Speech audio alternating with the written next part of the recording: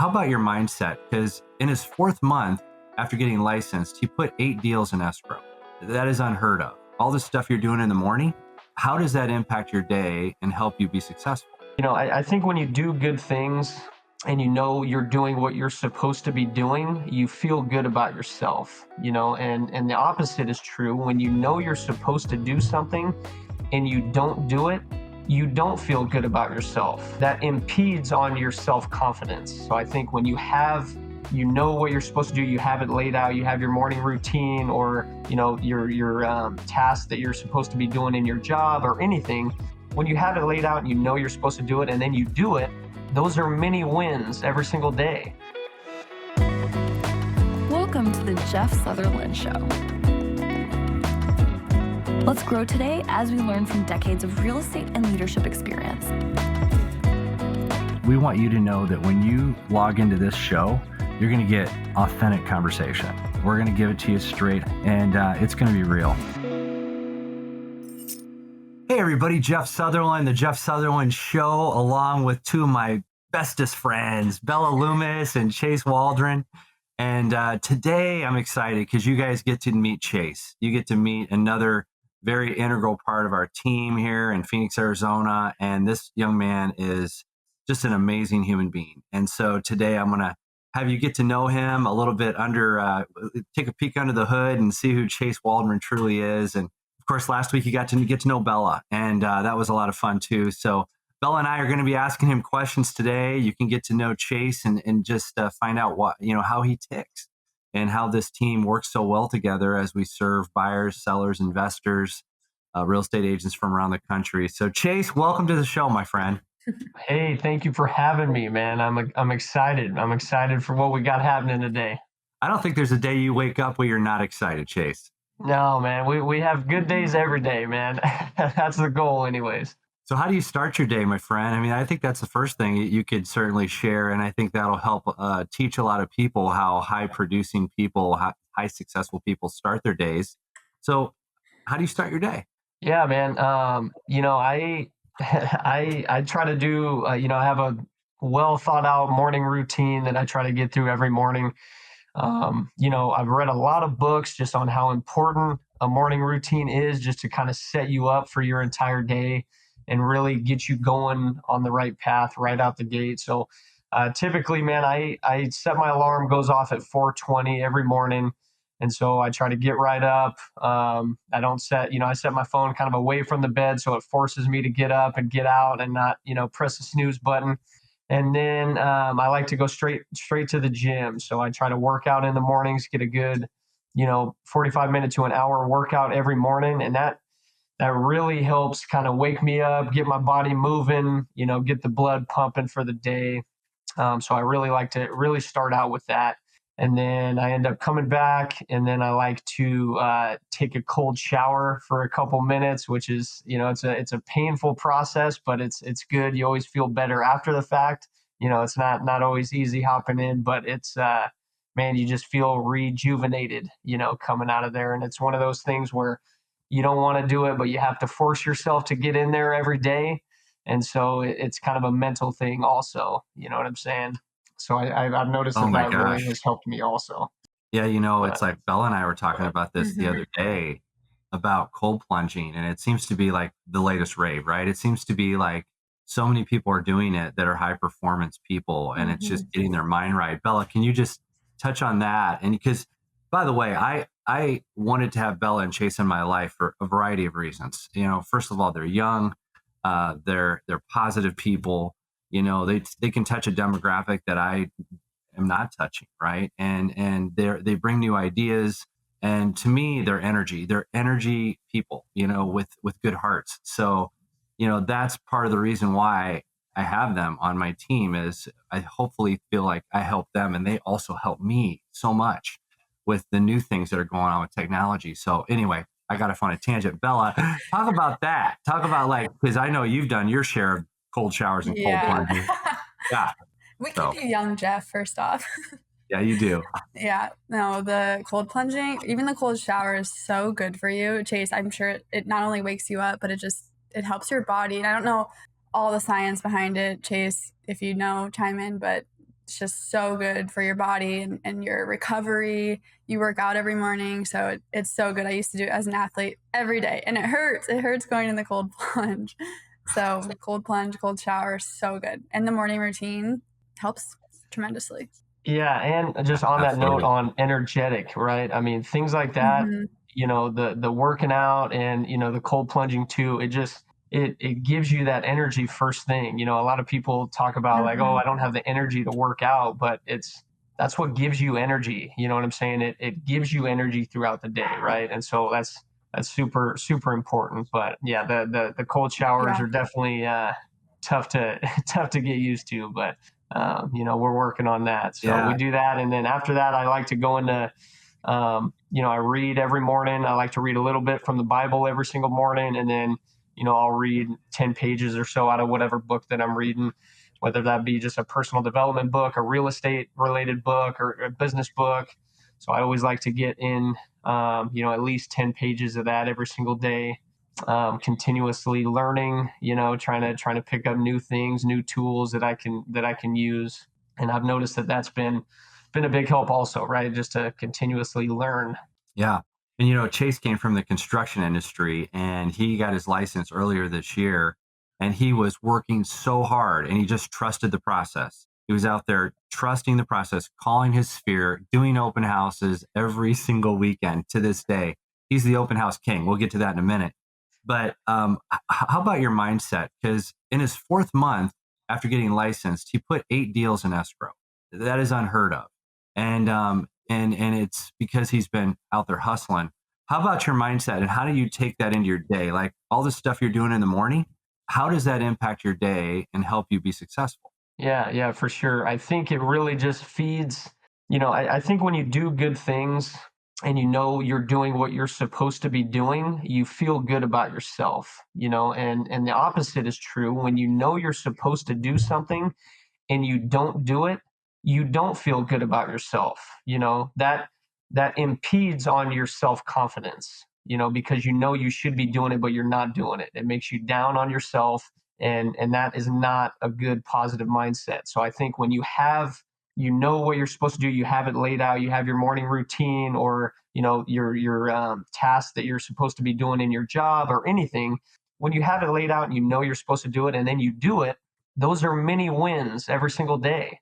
When you make it through that morning routine, when you hop in that cold shower, when you're done with it, that's a win. And so it just slowly builds this confidence in yourself, right? You're just, you're doing what you're supposed to be doing. When, on the real estate, when you're making calls, when you're doing open houses every week, you're like, okay, I'm doing the right things. I'm putting in the effort into the process, and it's only a matter of time before those things start paying off. So I think that's a huge thing, is knowing what you're supposed to be doing, and then when you do it, it really feeds the confidence. You feel good about yourself, you're self-confident, and there's nothing stopping you at that point. Yeah, it's true, right? Action Mm-hmm. breeds success. It's like if you're going through a slump, what I tell people usually is just do something, right? It doesn't have to be perfect, but get out there and do. Because by doing, that builds confidence. And would you guys agree? Mm-hmm. 100%. And Chase, I want to ask you this because we're in a business where, agents can feel lonely at times, right? So like how important is it to you to just be surrounded with like-minded people and just be in an environment where you're learning, agents that are doing what you're doing?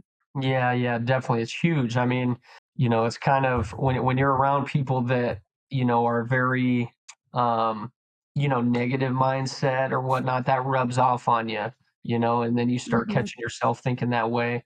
But when you're around people that are high performers, that are doing great things, that are really working hard and putting in the effort, that also rubs off on you, right? And so it's all about who you kind of surround yourself with.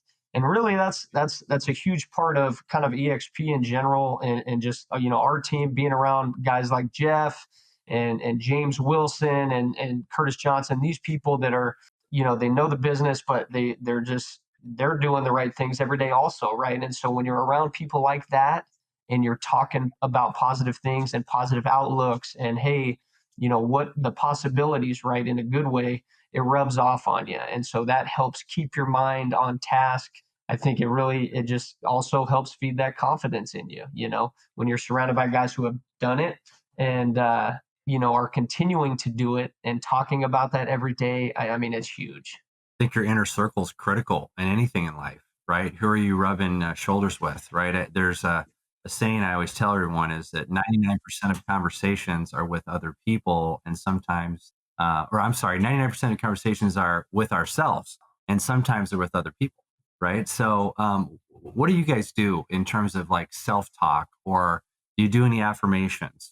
Question for both of you guys. What do you do to get your mindset right for the day? Beyond the cold showers and the cold plunging and working out, what are you doing to prepare your mind for the day?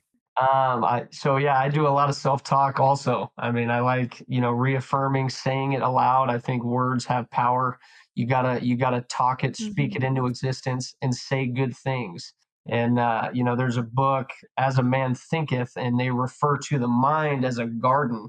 And they say that, weeds grow automatically. You don't have to encourage weeds to grow. But if you want to go grow, roses or flowers, you have to feed it, right? You have to water and sunlight and feed it. And your mind is the same way. If you want positivity and a good mindset, you have to feed it good things. You have to read positive books and speak it and speak highly of yourself to yourself, right? It's kind of funny to think about, but when you have those negative thoughts, you have to try and recognize that, I think, and replace them with good thoughts. Even if it doesn't it feels like you're lying maybe sometimes, right? But when you tell yourself those lies of good positive things like, hey, we're going to make it through this, right? Yeah, maybe the market's a little bit tougher than it was a couple years ago, but we're going to get there. It's going to pick up. Or, hey, whatever you're going through in life, we're going to get through this, right? When you continue to tell yourself that, you start believing it, and so affirmations are huge, just positive self-talk all day. And I like to listen to a lot of, I'll go on YouTube sometimes and just listen to positive videos, of whoever, motivational speakers or, people like that just continuously feed the mind good things. I think it's huge because the negativity, man, it comes automatically. That's so big. I 100% believe your thoughts turn into your reality, and what you're thinking, your mindset matters so much just in life and in business. And we're human, right? So we're gonna have self doubt. We're gonna have negative thoughts that come up, but it's just how you respond to those thoughts. And like you said, Chase, replace them with what I like to call productive thoughts and things that are going to help you in the present moment. I really like to be just actionable and just have productive thoughts. And I like to journal.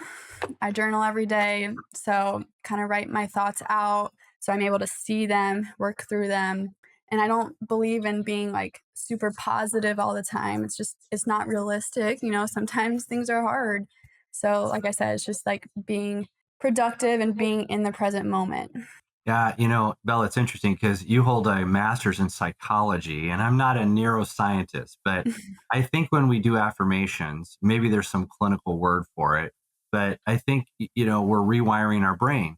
We're literally rewiring our brain and establishing new pathways in our brain to go towards the positive, right? Because it's so easy to go to the negative. It's so easy to get down on yourself, especially like in the last year in real estate. Yeah, it's been slow. It's been tough. It's like, so, do like, you may not, but is there any chemistry that's done in the brain and anything that's changing when you're doing affirmations like that?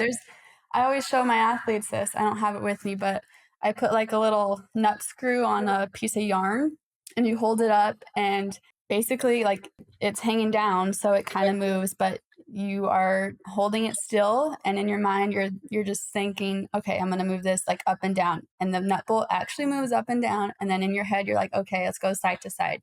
And it goes side to side. It's just like your mind sends messages, sends signals to your brain, which becomes your actions, how you perform. So it's science. It's a real thing. Wow, that's powerful. That's powerful. Yeah. Awesome. So back to you, Chase. So we're in a market that's interesting right now. We got mortgage rates that are slowly creeping down. Buyers are getting back into the market slowly but surely here in Phoenix. you are constantly talking to buyers, and you're constantly getting in front of them and talking about the value of buying a home. And now we know we have new regulations in our industry where we have to have buyer broker agreements signed before we have buyers move on and show them houses. So how's it been going as you're talking to buyers? What's their temperature? Tell us a little bit about your approach to buyers, because you're out there every day seeing them. Yeah.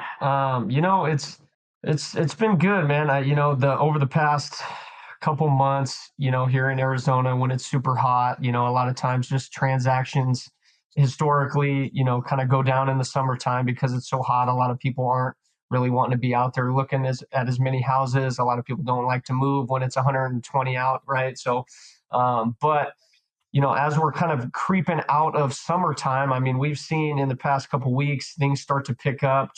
Traffic at the open houses have started to pick up. A lot more people have been coming through, which has been nice. With regards to kind of the changes in the industry and the requirement of the buyer broker agreement prior to showing any homes. I mean, the individuals that I've met with, even the people that I've just met and we're popping into some homes, it really hasn't. Played much of an effect to them.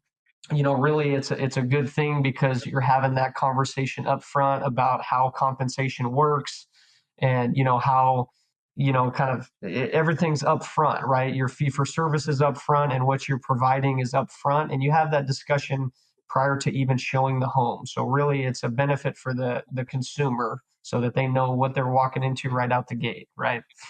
So really it's been a good thing, and I haven't had any buyers that have had an issue with it or an issue with the, call it, new process. It's a lot of people really aren't even aware of the changes that were being made. So it was kind of interesting to be able to kind of fill them in and talk to them about it without them having already a conceived notion from maybe outside sources of things that might not actually be true. So it's been good. Yeah, for sure. And I know you've been traveling around the valley every day. You drive around this whole Valley of the Sun in Phoenix. Where do you see the opportunities right now for buyers? I think there's definitely some niches that both of you guys are leaning into. Where do you see opportunities for buyers to buy homes right now? Yeah. So we're kind of driving around depending on the day. We'll be way West Valley, and then the next day we'll be down in Florence, way East Valley. But I think what I've seen is a lot of the outskirt areas, like Buckeye. There's a lot of things happening in Buckeye, Queen Creek, Santan Valley. Obviously, when you get out a little bit further on the outskirts, it seems like your dollar goes a little bit further out in those locations. And those are the ones that are really considered a buyer's market right now based on supply and demand, right? Different areas in Phoenix, some are still considered a seller's market based on supply and demand, but there are a lot of areas like Queen Creek that are, a buyer's market right now. So those areas are, you're seeing a lot of concessions being given, price reductions. Things are sitting on the market a little bit longer if they're not priced super aggressive. So it's really an opportunity for buyers to be able to come in and, get into something without, being able to negotiate a little bit and actually get some things from the seller, which is a positive for them for sure. And then also, we're seeing a lot of concessions being given out at new build communities, right? I mean, there's a new build community down in Queen Creek that are given $30,000 in financing, right? Closing costs and a rate buy down, and then another $30,000 in upgrades to the home. So that's $60,000 in incentives that these builders are giving a buyer because they're trying to be competitive. They're trying to help buyers get into a home. So that's a huge opportunity. Every builder's a little bit different, but these builders are offering a lot of incentives right now. So it's definitely something to look into if you're a buyer or you're thinking about, maybe getting into a new home. And we partner with agents around the country. So if you're an agent, you're watching this in South Carolina or Illinois, call us. Bella and Chase know what's going on out there. They're in the new home communities. They understand the incentives. Bella, you're doing amazing stuff on social media, sharing the incentives of these different communities. I mean, you're out there. I mean, what are you seeing out there? Yeah, in my opinion, you can't beat the incentives right now with what's going on with the new builds. I've had numerous conversations on social media with first-time home buyers, and with the rates that they're offering, lowering the monthly payment, it's unbeatable, and it matches basically what they pay in rent. So it's so advantageous right now. Yeah, it's like people listen to the narrative and they listen to the media, and I think they just kind of think that they can't qualify, or they just give up on the dream, And so you need to talk to people like Chase and Bella, especially if you're in a rental situation and you want to start building equity, to own a home. And there's a lot of opportunity right now in that space. So I'm glad you shared that. On that note, just kind of on the rental piece, right? How you mentioned, people who are wanting to get out of the renting situation. I know a big concern with a lot of renters is, oh, I just renewed my lease. I'm locked in for another year. Just last week, we were able to negotiate that a seller cover all the closing costs and cover the lease break fee for our client. So he was able to break his lease and not come out of pocket at all. And so, that kind of goes back to being able to negotiate, right? Being out in places that are a buyer's market. There's options out there. And so I guess that's what I would say is, never count yourself out. There's options around those types of things. You're never locked in.